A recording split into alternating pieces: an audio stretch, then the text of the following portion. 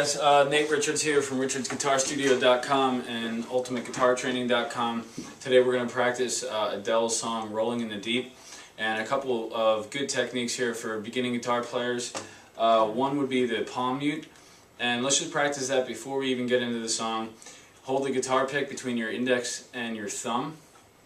These fingers, I like to kind of point them out and then sort of karate chop where the bridge meets the strings. So you kind of karate chop there and then roll your hand over onto the string and you get a muted sound. Now it should resonate a little bit. If you're too far on the string, you're going to get a deadened sound and it's not resonating at all. You don't want that. If your hand is too far on the bridge, it's not muted at all. And that's an open string, so you don't want that either. You want to find that sweet spot. It's a little bit different for everyone, so do your best to listen to it and see if you can hear that resonate. Alright, so that's the palm mute. The next thing is a power chord, and this whole song is power chords. What it is, your first and your third finger on the strings. If you do it on the first fret, it's kind of hard on the first fret, but you play 1 and then 3. And you play those two strings together, and that's a power chord, and it's going to move all over the guitar in that same formation. First finger, third finger, fret in between. There's always a space in between. Otherwise you get this sound. You don't want that. Alright, notice that my first finger is playing flat and my third finger is playing on the tip. That's how you want to do it. You don't want to try to get the first finger directly on the tip, because then you're going to start to pull the string out of tune, rather than a nice clear sound. Alright, so if we take a look at the first line, notice I have all of the sections marked, and that's what makes it a little bit easier for everyone to learn it.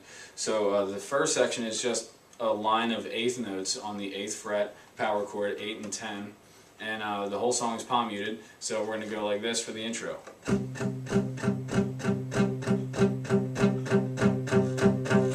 Alright, you can count 1 and 2 and 3 and 4 and 1 and 2 and 3 and 4 and like that. Then she starts singing, and that's section A. And section A is the verse, and it goes like this.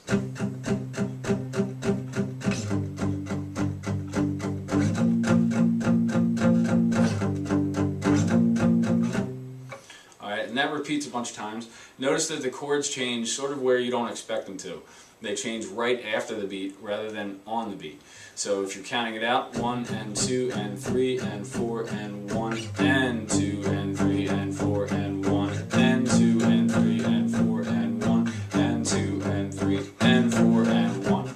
Okay, so that might be a little tricky at first to get, but if you count the eighth notes, I think that'll help you out. So once you get that, then you're on to letter B, which is the pre-chorus. Alright, and that sounds like this.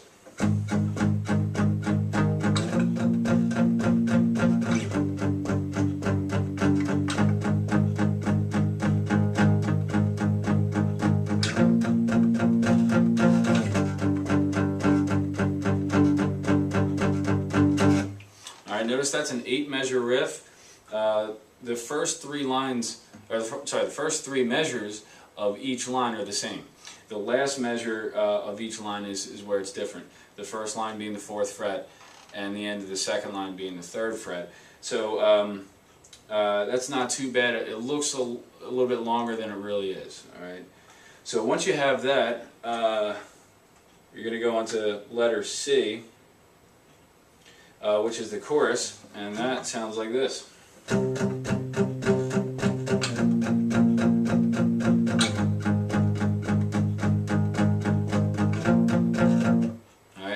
Repeats. Notice now that the chords are changing on the downbeat. Makes it a little bit easier. Alright, 1 and 2 and 3 and 4 and 1 and 2 and 3 and 4 and 1 and 2 and 3 and 4 and 1 and 2 and 3 and 4 and 1. Alright, once you have those 3 sections, A, B, and C, I would go and try to play the whole first half of the song along with the recording and see if you can get that down. Alright. Because that's the majority of the song. So there's only this one other different part here, and that's letter D, and letter D is the bridge after the second chorus. So after the second chorus, You're going to go back down to the 4th fret, again continuing your palm mute and your power chords. Alright,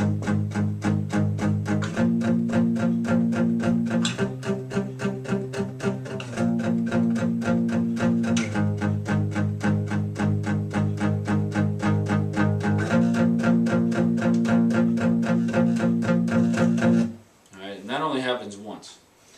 So that's that section. Once you have that, then go back and then put that in to your playing along with the recording and see if you can get that far. You kind of keep inching along.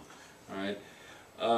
Then the guitar kind of cuts out for a little bit and there's another chorus. After the chorus, letter E is the final chord, and that chord is going to slide down the neck. Alright. So let's try playing the chorus, the last chorus, and then finishing on that final chord, letter E. So here's your chorus.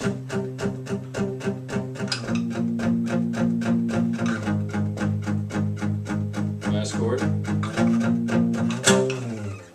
Alright, and then you're done.